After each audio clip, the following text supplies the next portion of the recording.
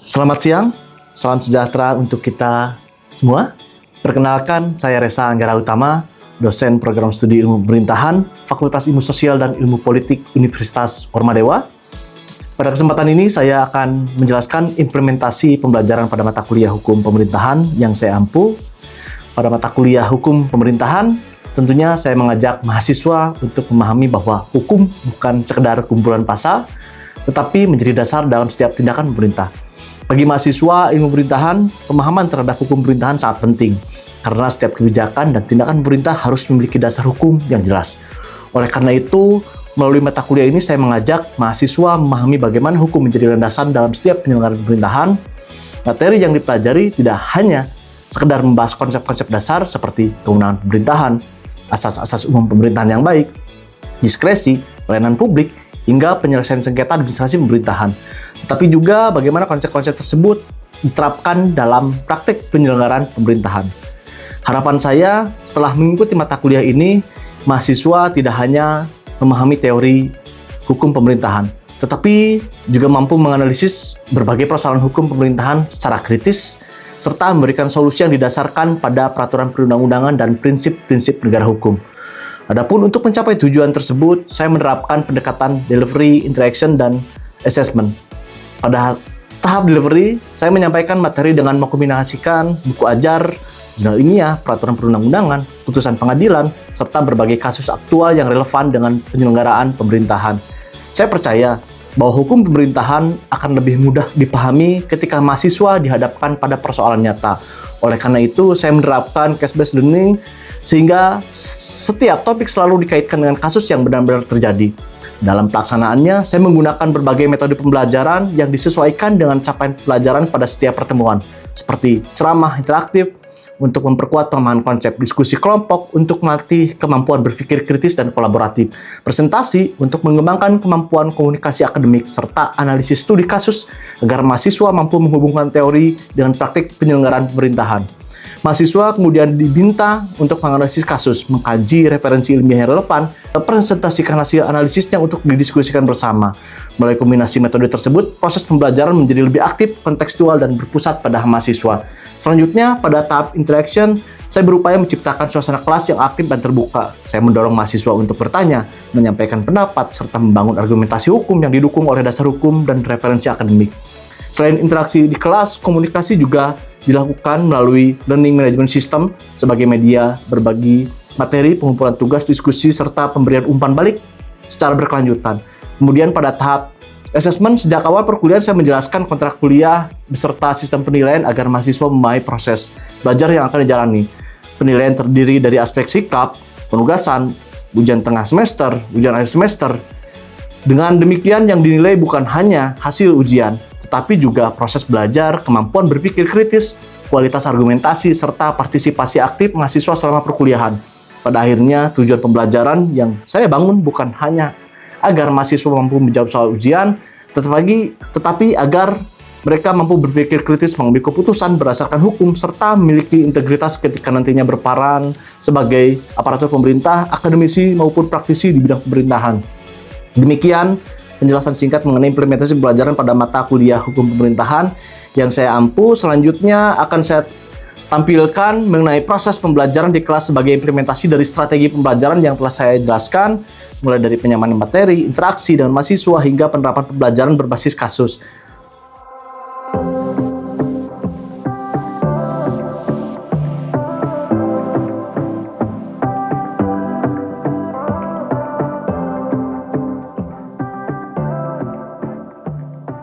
Ya, selamat siang semuanya. Om Swastiastu. Ya, salam sejahtera untuk kita semuanya. Assalamualaikum warahmatullahi wabarakatuh. Ya, teman-teman semua yang saya banggakan dan juga saya hormati, dari teman-teman mahasiswa ilmu pemerintahan yang sudah hadir pada siang hari ini. Seperti biasa saya mengucapkan terima kasih banyak atas kehadirannya, dan sekarang kita sudah berada di pertemuan ketiga atau keempat ya, kalau nggak salah seperti itu. Jadi untuk itu tetap seperti biasa kita adakan acara perkuliahan sebagaimana sudah saya sampaikan di pertemuan awal bahwa setiap kali pertemuan kita akan mengadakan diskusi kelas dan seterusnya. Dan tentunya pada siang hari ini saya ingin menyampaikan kembali berkaitan dengan mata kuliah hukum administrasi atau hukum pemerintahan seperti itu. Jadi begitu ya, maksudnya pada pertemuan pertama saya sudah pernah menyampaikan kepada teman-teman bahwa di dalam konteks pemerintahan ya tentunya memerlukan yang namanya hukum, karena bagi kita hukum itu sebagai alat ya, alat untuk mengatur agar supaya konteks pemerintahan itu betul-betul teratur dan bisa memberikan kepastian hukum dan menciptakan ketertiban bagi masyarakat dan bagi pemerintahnya itu sendiri. Nah, ada satu pertanyaan yang saya ingin ajukan mungkin kepada teman-teman, bolehlah maksudnya saya tunjuk aja nggak apa-apa ya kepada saudari Happy ini. Apa sih sebetulnya yang menjadi keresahan Happy terkait dengan pemerintahan pada saat ini? Apa sih yang menjadi keresahan Happy terhadap pemerintahan pada hari ini? Kira-kira terkait dengan permasalahan apa? Sebelum kita masuk ke topik mata kuliah terkait dengan instrumen hukum pada siang hari ini, kira-kira apa nih? Baik, sebelumnya terima kasih saya ucapkan kepada Bapak Desa. Kalau menurut saya yang lagi diresahkan sama masyarakat sekarang itu mengenai sampah, Pak ya. Mengenai sampah dan juga mengenai musim kemarau yang akan datang, karena banyak sekali petani yang mengalami penurunan sumber dayanya, yang dimana penyebabnya itu dari pemanasan global. Kalau dari sisi hukum kira-kira, oh ya silakan.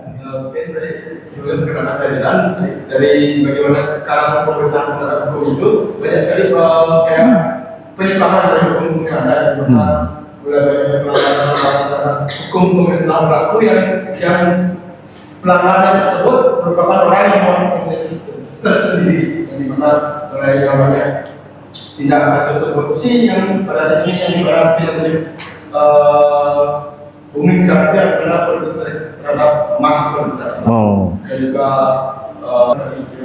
ya. Saya sepakat ya, kedua orang ini punya pandangan ya. Yang pertama berkaitan dengan permasalahan hukum, yang satu lagi terkait dengan hukum tapi sama-sama ya sebagai bentuk keresahan seperti itu. Ya, saya kira ini juga perlu menjadi catatan buat kita semua ya, sebagai mahasiswa tentunya kita harus punya atensi besar ya terhadap maksudnya kondisi dan persoalan yang terjadi di tempat kita dimanapun, termasuk juga kondisi pemerintahan kita pada saat ini, termasuk juga di daerah kita, dalam hal ini yaitu di Provinsi Bali ya. Instrumen hukum, saya kira instrumen hukum ini menjadi penting untuk pemerintahan.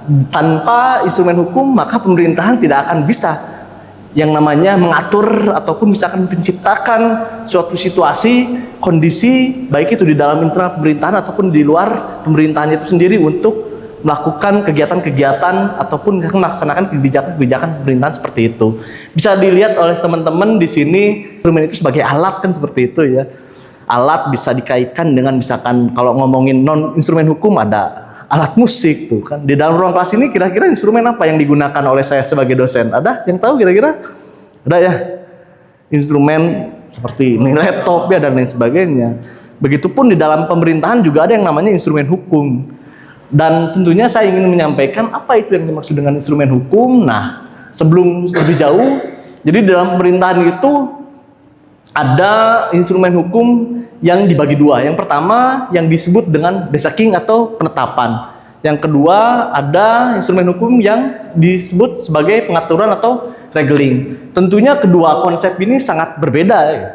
Apa sih maksudnya pengaturan dan apa sih maksudnya penetapan? Tentunya akan saya lanjutkan di sini. Jadi dua hal yang berbeda ya. Kalau misalkan kita bisa bandingkan di sini nih, bisa dilihat oleh teman-teman, kelihatan ya. Ada perbedaan perspektif ya dari hukum pemerintahan mengenai apa itu regeling dan apa itu basicing atau keputusan. Kalau regeling pengaturan itu tentunya bersifat mengatur ya. Seperti halnya misalkan peraturan daerah tuh, itu termasuk dalam kategori yaitu regeling ya, mengatur ya. Jadi sifatnya umum ya. Tidak bersifat khusus. Sudah pernah saya sampaikan kan kepada teman-teman sebelumnya ya. Bersifat umum seperti juga undang-undang itu kan mengatur secara keseluruhan ya, peraturan daerah mengatur secara keseluruhan dan sebagainya juga di sini ya, baik dari sisi substansi ataupun materi subjek. Misalkan contoh tuh, kalau saya ngomongin tentang peraturan lalu lintas, ada yang disebut dengan undang-undang tentang lalu lintas ya, itu kan mengatur secara umum ya, nggak disebutkan siapa subjek orang yang maksudnya apa yang masuk dalam kategori peraturan ini, pokoknya setiap orang aja nggak boleh melakukan pelanggaran lalu lalu lintas seperti itu, maksudnya itu umum di sini ya. Dan biasanya kalau regeling itu bertingkat tuh, mulai dari misalkan peraturan desa tuh bertingkat. Setelah peraturan desa, di atas desa kira-kira ada peraturan apa? Ada peraturan kabupaten, anggap aja ya, kabupaten kota. Di atas kabupaten kota ada peraturan apa? Provinsi, peraturan daerah provinsi. Di atas peraturan provinsi ada apa lagi kira-kira? Undang-undang ya di tingkat pusat ya. Nah, itu sifat dari regeling ya, pengaturan itu seperti itu. Tapi berbeda halnya dengan yang dinamakan dengan beseking ya, atau keputusan. Keputusan di sini sifatnya menetapkan ya. Jadi kita pernah mendengar istilah yang namanya surat keputusan. Keputusan itu sangat jelas eksplisit ya. Di sini contoh misalkan ada keputusan yang dilakukan oleh misalkan pemerintah daerah Provinsi Bali terkait dengan pemberian izin usaha, entah itu izin usaha pendirian usaha diskotik, misalkan pendirian usaha apa lagi itu kira-kira? Resort ya, pendirian usaha hotel dan seterusnya. Itu dapat dikategorikan sebagai keputusan, saya kira masuk ke dalam beseking di sini. Sifatnya konkret. Apa itu konkret? Konkret itu tentunya memuat tindakan yang jelas dan nyata. Jadi ditujukan kepada subjek tertentu. Jadi jelas siapa orangnya, siapa badan hukumnya yang dimaksud. Berbeda halnya dengan yang namanya regeling atau undang-undang ya. Di sini juga bersifat individual ya, ditujukan kepada subjek hukum tertentu, dan final artinya bisa langsung dilaksanakan. Misalkan di sini ada contoh keputusan tentang pemecatan pegawai itu. Pemecatan ke pegawai itu berarti artinya ini merujuk kepada pemerintah daerah yang posisinya kedudukannya lebih tinggi ya, kepada mereka yang biasanya setara atau di bawah seperti itu ya. Jelas ya, di sini misalkan nanti ada terbit contoh misalkan keputusan gubernur atau keputusan kepala dinas dalam hal ini misalkan memberhentikan siapa misalkan seorang pegawai atas nama. Nah, itu jelas ya, diduga telah melakukan misalkan suatu pelanggaran atau apapun lah itu namanya. Nah, kalau misalkan tadi bertingkat ya hierarkinya ya seperti ini, tapi kalau keputusan ini tidak bertingkat. Kemudian nah, bisa jadi ada potensi ya, setiap keputusan itu tidak selalu baik ya. Bisa jadi nggak keputusan kira-kira menjadi nggak baik? Bisa jadi nggak? Bisa jadi ya gitu. Ya kalau misalkan dinilai oleh masyarakat ternyata menimbulkan kerugian, ataupun misalkan oleh individu atau siapapun yang mungkin setiap keputusan itu dianggap tidak memenuhi aspek hukum, misalkan melalaikan asas-asas hukum pemerintahan yang baik seperti itu. Jadi bisa tuh digugat kemana keputusan itu? Tuh bisa dibaca di sini, kira-kira digugat ke PT UN. Apa itu PT UN? Pengadilan agama? Bukan kan? Pengadilan Tata Usaha Negara. Pengadilan Tata Usaha Negara ini adalah tempatnya untuk menyelesaikan sengketa administrasi dalam hukum pemerintahan itu di sini gitu. Jadi jelas kalau misalkan tadi regeling di sini tempatnya untuk menyelesaikan misalkan adanya peraturan perundang-undangan, misalkan perda yang bertentangan dengan undang-undang, misalkan bisa diujikan di Mahkamah Agung tuh. Kalau misalkan ada undang-undang yang bertentangan dengan undang-undang dasar, maka diujikan di Mahkamah Konstitusi. Sementara kalau misalkan lingkupnya beseking keputusan ini tidak diujikan di Mahkamah Agung ataupun tidak diujikan di Mahkamah Konstitusi, tapi diujikannya di Pengadilan Tata Usaha Negara. Jadi ruangnya berbeda seperti itu. Jadi kalau ada setiap keputusan kalau misalkan teman-teman ada istilah keputusan terus dinilai merugikan, maka diujikan di Peradilan Tata Usaha Negara. Oh ya. Untuk perbedaan dasar antara perspektif hukum negara dengan hukum pemerintahan itu apa Pak? Sebetulnya terkait dengan peristilahan ya. Karena kalau misalkan di prodi ilmu pemerintahan itu istilah yang digunakan itu sebetulnya hukum pemerintahan atau tata pemerintahan. Kalau misalkan di administrasi negara istilahnya yang digunakan adalah hukum administrasi negara. Sebetulnya hanya penciri saja yang membedakan itu antara prodi ilmu pemerintahan dengan ilmu administrasi. Tapi secara substansi esensi isinya itu juga gitu. Begitu ya, bisa dipahami ya. Oke. Kemudian ada instrumen hukum yuridis pemerintahan ya, yang bersifat pengaturan tadi yang saya sebutkan ya, diantaranya ada peraturan perundang-undangan, perda dan seterusnya ya. Termasuk juga peraturan gubernur itu juga dapat dikategorikan sebagai regeling ya, pengaturan ya, karena ada tulisan tuh peraturan seperti itu. Ada instrumen hukum, keperdataan, kebijakan-kebijakan dan lain sebagainya ya. Kemudian kalau kita merujuk kepada undang-undang ya nomor 30 tahun 2014 tentang administrasi pemerintahan, kita lanjut ya. Kita fokus juga selain kepada regeling tadi kepada beseking ya, yang bersifat penetapan ya. Nih bisa dilihat nih, kelihatan ya ini ya.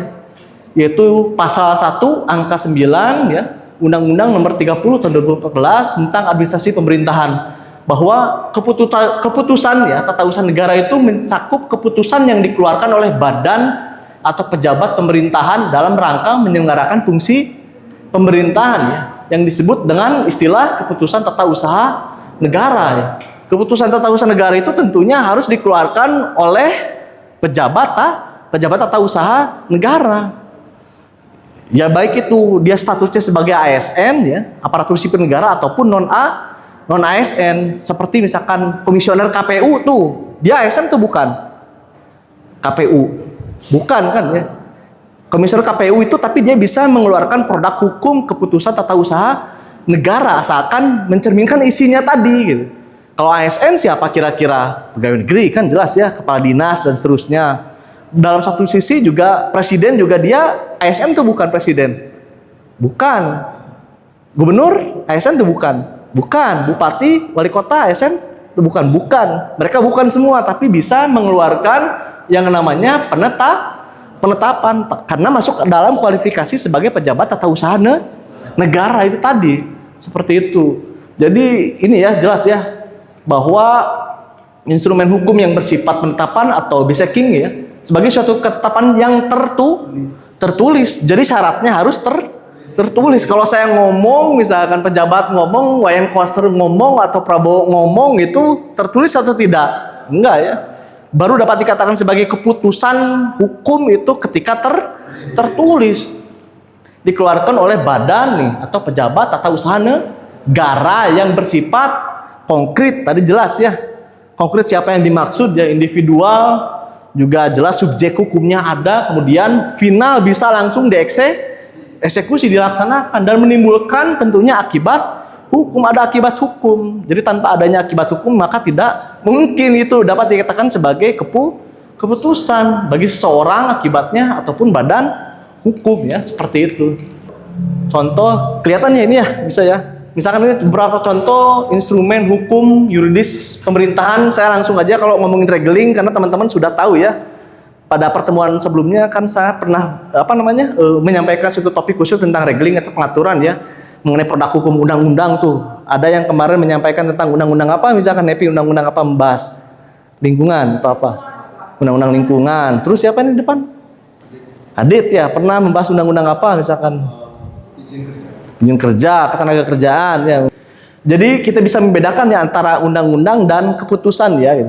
Kalau keputusan itu bisa dilihat di sini beberapa contohnya ya. Di sini ada keputusan misalkan terkait dengan, jadi kita jangan sampai tertukar ya antara produk hukum undang-undang dengan keputusan penetapan. Di sini ada beberapa contoh misalkan keputusan terkait dengan pengangkatan dan pemberhentian. Siapa yang diangkat? Misalkan pengangkatan pegawai negeri sipil. Kemudian pemberhentian misalkan juga pegawai negeri sipil atau ASN dan seterusnya, termasuk juga pengangkatan pejabat struktural. Misalkan kalau di kampus saya diangkat oleh siapa kira-kira untuk menjadi dosen di kampus?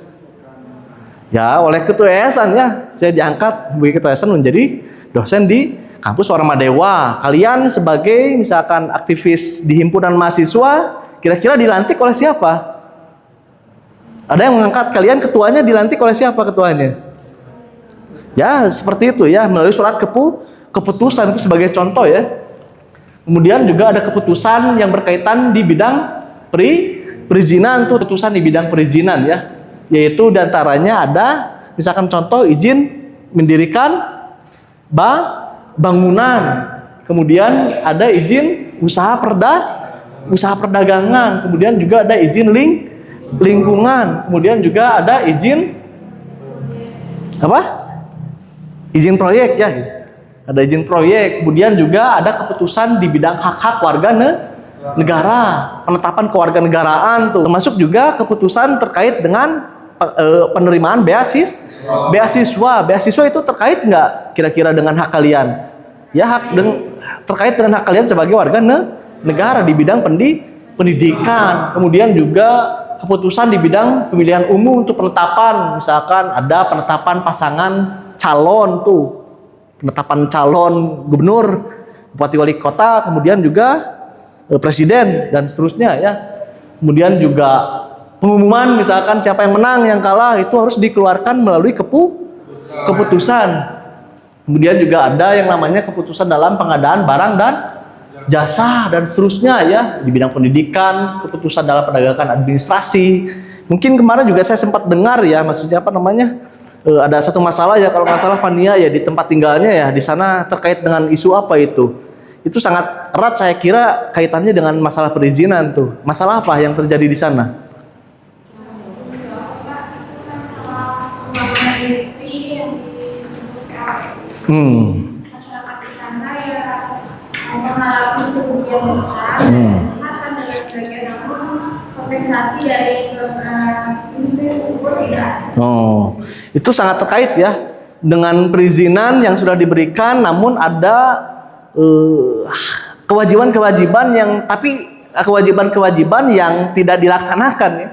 Saya kira itu juga bisa nantinya berkaitan erat dengan masalah hukum pemerintahan. Ya, ketika misalkan ada pelanggaran yang dilakukan oleh perusahaan, badan hukum ataupun individu tertentu ya, setelah mereka mendapatkan izin, maka pemerintah punya kewenangan. Kewenangan untuk apa? Memberikan sanksi. Sanksinya apa?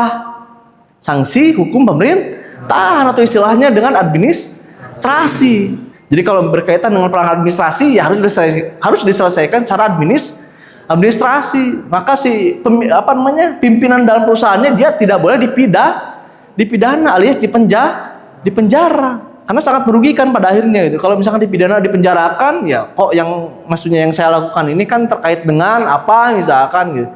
Ya ketidaklengkapan izin atau apa, tapi kalau misalkan ternyata ada praktek maladministrasi di lapangan, manipulasi data, misalkan dia melaporkan soal tadi ya, industri itu ternyata seolah-olah industri ini sudah sesuai dengan misalkan izin-izin pemerintahan, tapi ternyata dia melaporkan sesuatu yang palsu, itu bisa dipidanakan kalau kita bisa mengetahui ada aspek pemalsuan dokumennya gitu, dan seterusnya. Yang namanya keputusan itu bisa dikatakan sah atau tidak sah. Jadi sah atau tidak sahnya itu jangan menurut perspektif masing-masing. Harus ada dasar hukumnya. Jadi dasar hukum yang mengatur terkait dengan keputusan bisa misalkan ambil contoh dari Undang-Undang Nomor 30 Tahun 2014 tuh, itu misalkan tentang administrasi dan lain seterusnya. Misalkan dalam hal ini ada syarat sahnya keputusan ketetapan pemerintah secara konsep dan teori, yaitu harus meliputi dua aspek utama.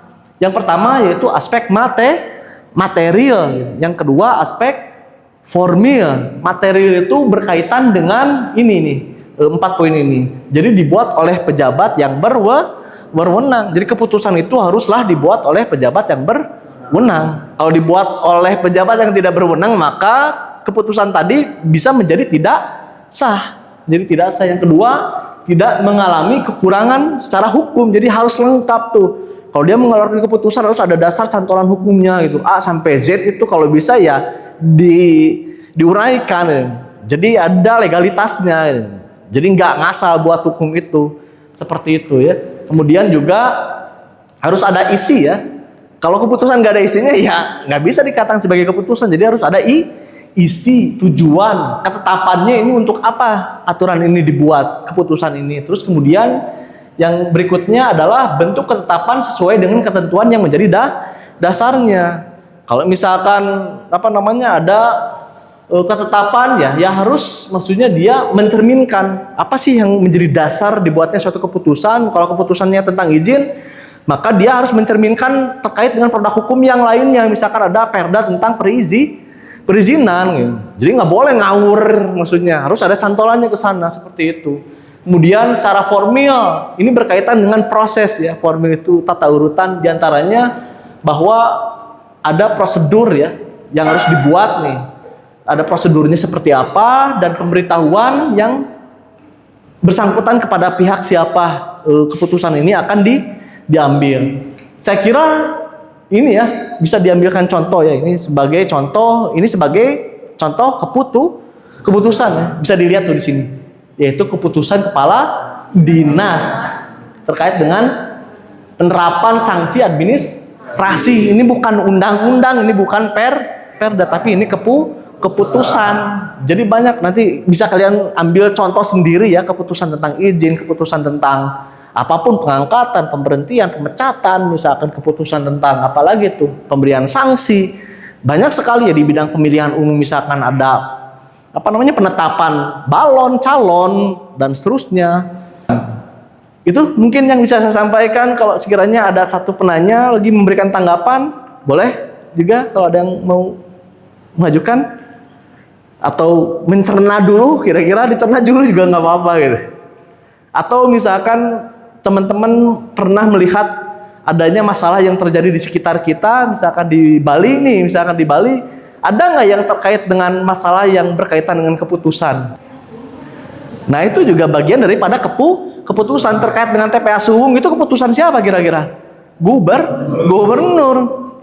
Untuk kepentingan masyarakat Bali misalkan, sekalipun ada pro dan kontra. Ya hanya saja itu tadi ya, maksudnya kita perlu mengkaji lagi si keputusan itu apakah betul keputusan atau peraturan. Harus dilihat dulu. Kebetulan saya belum melihat secara keseluruhan terkait dengan si substansinya. Kalau misalkan ditujukan kepada siapa, badan siapa dan sebagainya, itu bisa masuk kualifikasi. Kalau misalkan ternyata keputusan isinya enggak konkret, individual, dan apalagi tadi, dan final, dan menimbulkan akibat hukum, maka bisa jadi itu masuknya peraturan mengaturan gitu, bukan keputusan. Jadi jangan sampai terjebak juga ya dengan istilah keputusan, seolah-olah semua istilah yang menggunakan kata keputusan itu sudah pasti itu adalah keputusan. Bisa jadi adalah peraturan gitu. Jadi yang jadi fokus kita bukan kepada judulnya, tapi kepada isinya seperti itu. Ya, terima kasih ya teman-teman, saya kira atas perhatiannya. Sekali lagi saya ucapkan terima kasih banyak, semoga lancar dan sukses. Dan tentunya semoga pembelajaran ini dapat dijadikan sebagai bahan evaluasi kita ya, sejauh mana hari ini kita betul-betul menjadi pemerhati, sekaligus juga sejauh mana kita punya atensi terhadap masyarakat. Ya siapa tahu kalau misalkan besok-besok kita melihat adanya suatu masalah yang terjadi di lingkungan kita ya, di sekitar kita ada yang menjadi korban daripada keputusan atau kebijakan pemerintah ya. Jangan segan-segan teman-teman bisa melakukan tuh upaya advokasi terhadap masyarakat. Kalau misalkan berkaitan dengan lingkungan, silakan tuh maksudnya cari tahu, nanti kita bisa bareng-bareng untuk misalkan melakukan kajian-kajian kritis itu. Baik, sekali lagi saya ucapkan terima kasih dengan ucapan para Santi, Om Santi Santi Om. Wassalamualaikum warahmatullahi wabarakatuh. Rahayu. Terima kasih. Demikian gambaran pembelajaran pada mata kuliah hukum pemerintahan yang saya ampu. Mulai proses pembelajaran tersebut, saya berupaya menciptakan suasana belajar yang aktif, partisipatif, dan berpusat pada mahasiswa. Sehingga mereka tidak hanya memahami konsep-konsep hukum pemerintahan, tapi juga mampu menganalisis permasalahan hukum dalam praktik penyelenggaraan pemerintahan secara kritis, logis, dan berdasarkan peraturan perundang-undangan yang berlaku.